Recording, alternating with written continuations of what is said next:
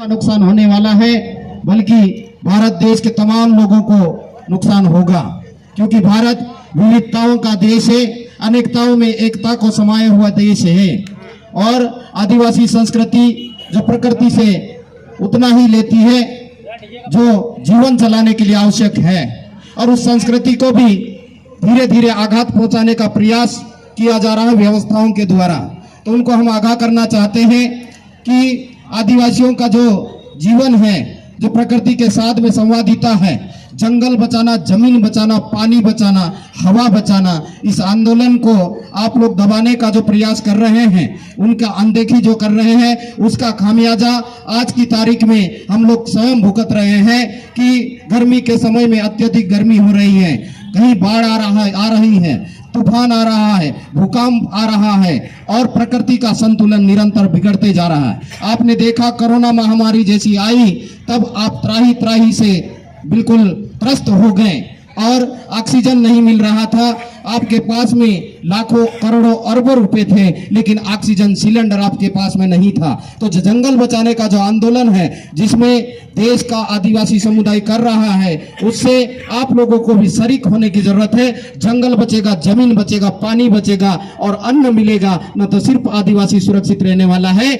बल्कि इस देश के और दुनिया के तमाम मानव जाति और प्राणी मात्र भी सुरक्षित रहने वाले हैं। दूसरी जो बात है महत्वपूर्ण, देश का संविधान, देश को चलाने के लिए डॉक्टर बाबा साहब भीमराव अंबेडकर की अगुवाई में संविधान की रचना हुई, और उसी के मुताबिक आज लोकतंत्र भारत देश में संचालित है, और भारत देश दुनिया का सबसे बड़ा लोकतांत्रिक देश है।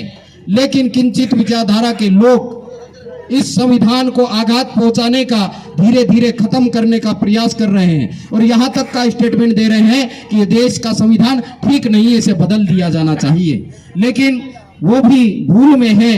देश का संविधान नहीं रहेगा तो आप भी इस देश पे राज नहीं कर पाएंगे। न तो आप सरपंच बन पाएंगे, न तो आप जनप्रतिनिधि बन पाएंगे, न तो आप विधायक बन पाएंगे, न तो सांसद बन पाएंगे, और न ही इस देश के प्रधानमंत्री बन पाएंगे। इसलिए इस देश को, संविधान को बचाने की जो मुहिम है, उसमें आप लोग भी जुड़िए और आगे बढ़िए। साथ ही साथ देश का जो गरीब वर्ग जो संघर्ष कर रहा है, उनके साथ में देश के जो सक्षम लोग हैं, बड़े लोग हैं, उनको साथ में खड़े होने की आवश्यकता है। आज पूरे देश में जो ड्राइवर हैं वो हड़ताल पर हैं, उनके मुद्दों पर चिंतन मंथन होना चाहिए और उनकी उचित मांगों को माना जाना चाहिए, क्योंकि यदि ड्राइवरों ने अपना काम बंद कर दिया तो देश की अर्थव्यवस्था चौपट हो जाने वाली है। इसलिए गरीबों की बातों को ध्यान रखा जाना चाहिए। और हम लोग जो संघर्ष कर रहे हैं इस देश में, वो गरीबों के लिए, मजदूरों के लिए, किसानों के लिए, वो फिर किसी भी जाति, धर्म, पंथ, संप्रदाय को मानने वाले लोग हैं। लेकिन हम देश के गरीब लोग इकट्ठे होकर इस संघर्ष को जीतेंगे। और आने वाले समय में भले हम कम दिख रहे हैं, लेकिन देश में ऐसा आंदोलन खड़ा होगा जो गरीबों और अमीरों को बीच की जो खाई है उसको भरने का काम करेगा।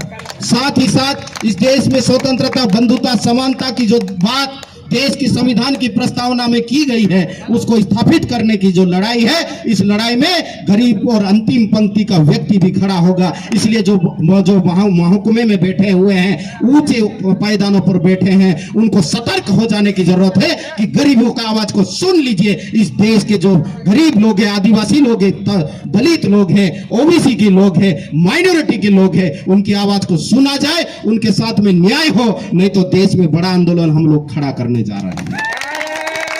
साथ ही साथ इस यात्रा के साथ में हमारे साथ में नौजवान साथी, जिसमें वकील, इंजीनियर, डॉक्टर भी हैं, नारी शक्ति भी है। रीना मौर्य जी हमारे साथ में यात्रा की शुरुआत से लेकर अभी तक हमारे साथ में चल रही है।